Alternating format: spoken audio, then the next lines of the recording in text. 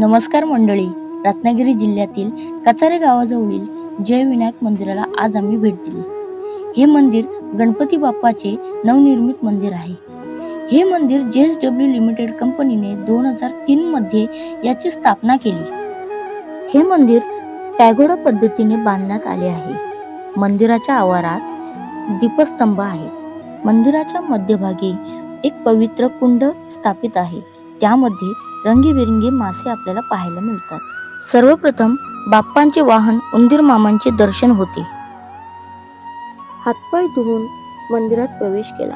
मंदिराच्या गाभाऱ्यात बाप्पाची गोड अशी सुंदर पितळेची बनवलेली मूर्ती प्रस्थापित आहे. त्याचबरोबर मंदिराच्या आवारात 6 फूट उंच अशी बजरंगबलींची मूर्ती आहे. तुम्ही इकडे कधी आलात तर नक्की भेट द्या आणि व्हिडिओ तुम्हाला कसा वाटला हे कमेंट करून सांगा.